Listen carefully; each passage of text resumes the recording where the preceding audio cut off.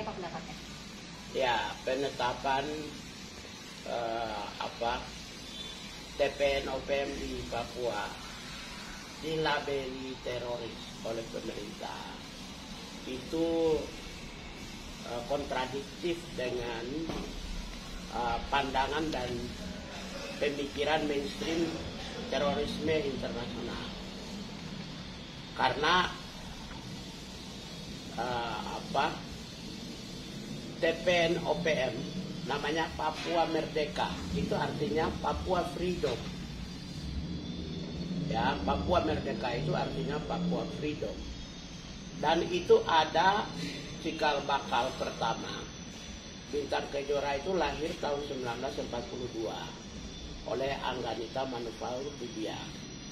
Ya, dia berbintang cahaya kedamaian. Sedangkan Merah Putih lahir 1944. 2 tahun kemudian, dia lebih tua. Kemudian keinginan merdeka itu tahun 1940-an oleh Van Eck Hout. Sudah mempersiapkan kemerdekaan Papua. Dan 1960 Papua benar-benar sudah jadi negara. Kemudian sebelum Pak Soekarno infiltrasi Papua dan menyatakan negara sudah merdeka. Mereka pasukan yang dipersiapkan untuk negara baru tersebut adalah Papua Pili Villagers Corps. Ya, pas katakanlah Tentara Nasional Papua itu resmi. Mereka memang konsisten mempertahankan negara yang mereka sudah telah merdekakan. Gitu. Karena itulah sampai hari ini TPN-OPM itu adalah embrio dari itu. Jadi freedom fighters. Mereka tidak menganut doktrin takfiri dan togut. Tolong ditulis, ini perlu diumumkan. Mereka tidak menganut takfiri dan togut. Mereka menganut freedom, kemerdekaan, kebebasan. Itu tidak berarti saya mendukung mereka. Saya juga tidak kenal TPN-OPM, saya juga tidak mendukung TNI Polri. Saya adalah pembela kemanusiaan. Karena itu, karena mereka adalah freedom fighters, maka di dalam hukum internasional, itu jenderal-jenderal di akademi militer itu diajarkan tentang hukum humaniter Konvensi Jenewa.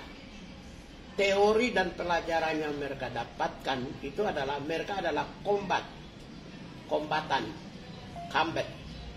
Kemudian mereka itu adalah rebellion. Jadi tidak sama sekali sedikit pun mereka itu bisa dimasukkan sebagai salah satu segmen atau elemen terorisme.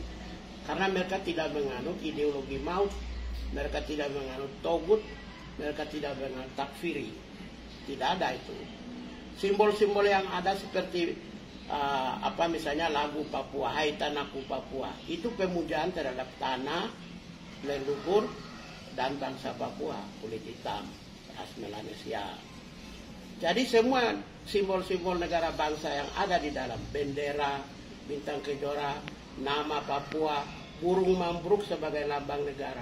Bagaimana burung mambruk itu mencerminkan simbol-simbol kekerasan? Sementara organisasi teroris itu adalah simbol-simbol maut, kekerasan. Ya, jadi dengan demikian sebenarnya negara ini ditertawain oleh dunia karena melanggar apa yang dinamakan kelompok rebellion atau freedom fighters atau kombatan disebut sebagai teroris. Itu satu. Yang kedua, saya percaya kepada hasil survei BIN bahwa hampir 46 generasi muda mahasiswa itu sudah terpapar ideologi radikal. Kemudian beberapa orang di Indonesia, banyak juga orang di Indonesia yang sudah ada di dalam pemerintahan, ada di organisasi-organisasi masyarakat yang terpapar ideologi khilafah, ideologi radikal, yang pengagum ISIS. Karena itu saya mau ingin sampaikan, mungkin yang tidak mengagung ideologi khilafah radikal dan ISIS itu Jokowi tidak. Budi Gunawan mungkin tidak. Kapolri tidak. Panglima TNI tidak. Ibu Mega mungkin tidak. Tapi jabatan-jabatan pejabat-pejabat yang lain sudah pasti berdasarkan hasil survei BIN. Itu mereka terpapar ideologi radikal. Kalau mereka terpapar ideologi radikal, maka kebencian intoleran, kebencian terhadap agama-agama lain itu sudah pasti tertanam. Maka dapat diduga, ya ini adalah kemenangan kelompok khilafah, kelompok pengagung ISIS di Indonesia. Jangan sampai pejabat-pejabat itu terlindung di balik Pancasila dan undang-undang. Tapi mereka punya skenario. Saya tidak menuduh siapa-siapa, tapi ini adalah indikasi saya menerjemahkan survei dari BIN, Badan Intelijen Negara. Nah, karena itu saya meminta Jokowi harus hati-hati memberikan peluang kesempatan jabatan kepada privilege khusus kepada orang-orang tertentu yang sedikit di dalam karakter kebangsanya lemah. Karena orang yang memang jenderal-jenderal banyak juga yang menolak TPNOPM dikategorikan sebagai teroris. Siapa aja tuh, Pak? Pak Susno Adi Winoto, jenderal, sudah tegas, sangat tegas menolak. Hari ini Hendardi juga menolak. Hendardi juga penasihat Kapolri. Terus kemudian Amnesty International juga menolak. Lalu Komnas HAM juga menolak. Semua pendukung civil society sudah nolak. Ya, karena itu apa yang Pak Gubernur Papua sampaikan bahwa penetapan itu harus ditinjau kembali dan konsultasi dengan PBB. Karena ini jangan sampai ini memberi kekuatan kepada Timur Tengah yang mendukung, yang membangun negaranya berbasis ideologi khilafah, ideologi takfiri dan togut. Itu mereka bisa memberi angin segar bagi mereka untuk lakukan kekerasan berbasis terorisme di seluruh dunia. Karena saya sudah diwawancarai media-media Arab. Soal apa tuh, Pak? Terkait dengan penetapan Papua. Tidak hanya TPNOPM-nya, Pak Mahfud bilang orang-orang di Papua. Artinya orang-orang Kristen dong di Papua disebut teroris. Karena dia tidak menyatakan siapa orangnya. Ya, TPNOPM atau KKB dengan orang-orang di Papua. Pak Mahfud mengatakan orang-orang di Papua itu sama dengan gereja, sama dengan rakyat Papua. Orang-orang yang berbasis Kristianitas. Ini telah memberi angin segar kepada negara-negara Timur Tengah yang membangun negara khilafah, negara yang mendorong kekerasan terorisme untuk menjustifikasi bahwa ya argumentasi itu memberi angin segar dan kekuatan mereka untuk melakukan kekerasan berbasis rasialisme.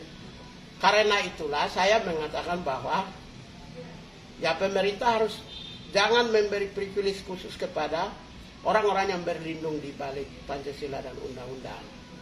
Kemudian memberi jabatan di dalam pemerintah, tapi mereka justru mendorong, mengembangkan, memperkuat, atau memberi angin segar kepada kemenangan khilafah dan ISIS di Indonesia.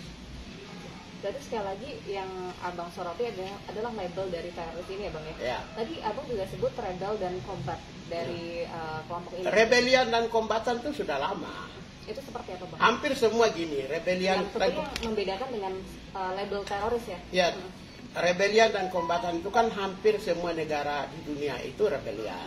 Yang zaman lalu, yang memerdekakan wilayahnya. Kelompok rebellion itu adalah kelompok Bumi Putra yang membentuk kekuatan berbasis patriotisme dan nasionalisme.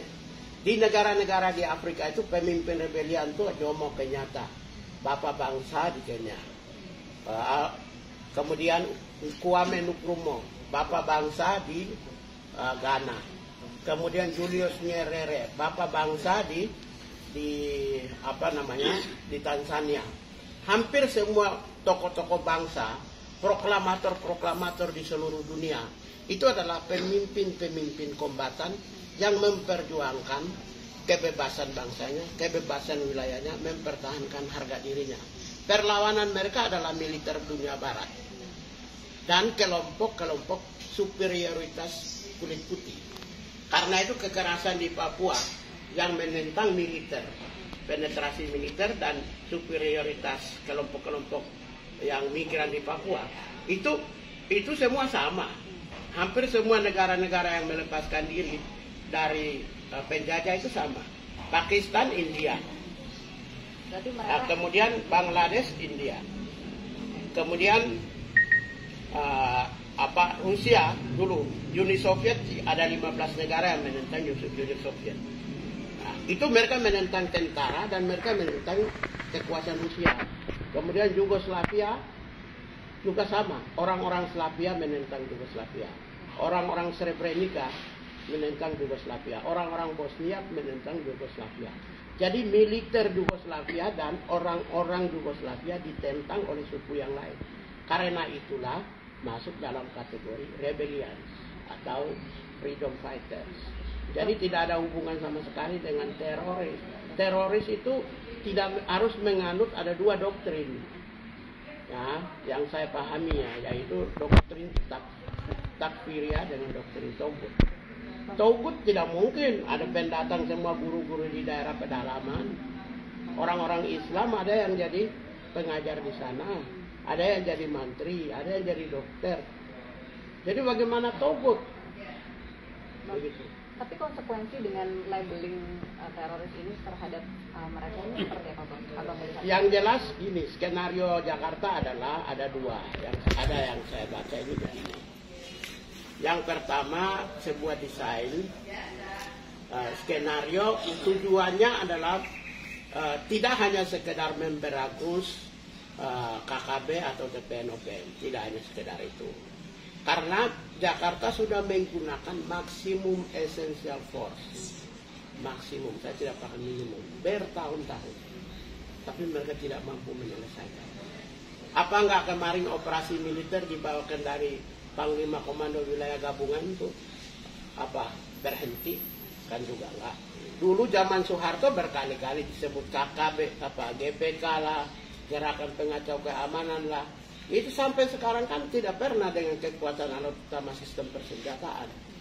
Tetap karena itu menurut pemahaman saya, negara lagi sedang menjustifikasi terorisme untuk membantai rakyat Papua atas dasar rasisme dan rasialisme. Bisa-bisa Papua habis. Dan ingat, Papua ini pintu masuk ke Pasifik.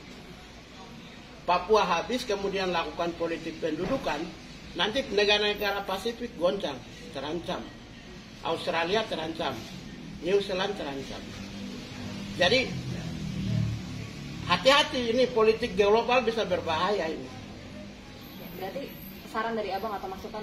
Kalau saran dari saya, sudah kembali ke normal aja. Lo mau kasih nama apa ke, mau apa kucing ke, mau anjing ke, mau KKB ke, mau apa, tapi jangan teroris.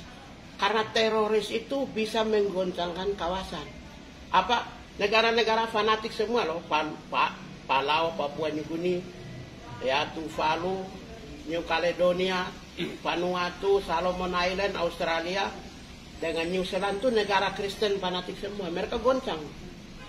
Kalau Papua digerangus, gereja-gereja juga ikut dihancurkan kayak Suriah, orang-orang juga dihancurkan, maka berpotensi untuk penetrasi khilafah ini masuk di kawasan Pasifik. Itu yang berbahaya. Karena itu lebih baik ini tidak usah, normalkan aja kembali. Terima kasih. Cukup.